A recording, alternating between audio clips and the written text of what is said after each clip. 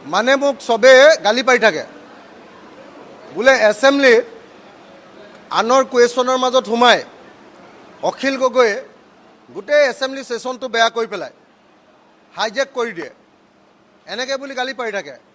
আজি মই এটা শব্দ নোকোৱাকৈ 1 ঘণ্টা বহি আছিলোঁ। মই বোলো আজি কংগ্ৰেছে যদি পাৰে পৃথিৱীখন বদলাই দিয়ক। আজি কংগ্ৰেছে পূৰা মানে প্ৰশ্নোত্তৰ শিতানটোত পূৰা ভাল ভূমিকা ল'ব বুলি মই ৰৈ আছিলোঁ যে বিৰাট ভাল ভূমিকা ল'ব, চৰকাৰক জব্দ কৰিব, চৰকাৰৰ মন্ত্ৰীবিলাকক প্ৰশ্ন কৰি থকা সৰকা কৰি দিব, বিশেষকৈ এডুকেশ্যনৰ ওপৰত বদৰুদ্দিন আজমল ডাঙৰীয়াই যিটো প্ৰশ্ন আনিছিলে সেই প্ৰশ্নটোত বহুত স্ক'প আছিলে। অসমৰ শিক্ষা জগতখন ধ্বংস হৈ যোৱাৰ কাৰণবিলাক ব্যাখ্যা কৰি চৰকাৰক তাক বদলাবলৈ ক'বলৈ বহুত স্ক'প আছিলে।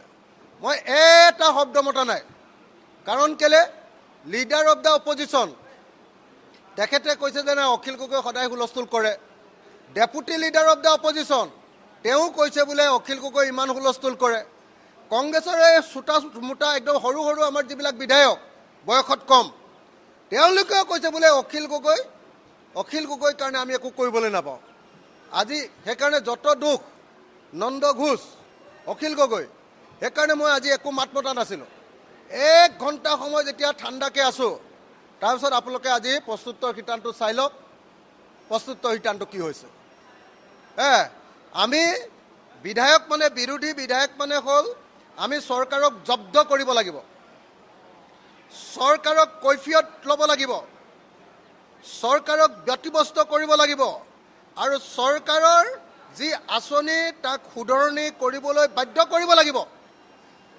যেনেকৈ আজি ডাক্তৰ ৰণোজ পেগুৱে কৈ আছে বোলে এই অসমৰ স্কুলবিলাকত ল'ৰা ছোৱালীয়ে নাই, অকল 26,000খন গাঁও আছে কিন্তু হেৰি আছে স্কুল আছে তাতকৈ বেছি।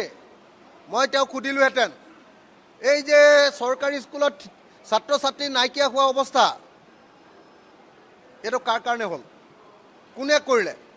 কাৰ নীতিৰ কাৰণে চৰকাৰী স্কুলৰ পৰিৱৰ্তে বেচৰকাৰী স্কুল প্ৰাইভেট স্কুলত গ'ল? মই এইটো ধৰি লৈ আজি ডাক্তৰ ৰণোজ পেগুক কিছুমান নীতিগত সিদ্ধান্ত ল'বলৈ বাধ্য কৰিব পাৰিলোহেঁতেন। মোৰ মনটো লিকলিকা আছিলে কিন্তু মই মতা নাই, কাৰণ চবেই কৈ থাকে বোলে অখিল গগৈ মাতি দিয়ে, আমি বোলে ক'বলৈকে নাপাওঁ। অখিল গগৈ বোলে বিজেপিৰ লগত বুজাবুজি কৰি বোলে পিছৰ প্ৰশ্নটো আহিবলৈ নিদিয়ে। আজি এৰি দিলোঁ বাপ্পেকে, কোৱা তোমালোকে একোৱেই নাই, বিধানসভাত নামাতেই।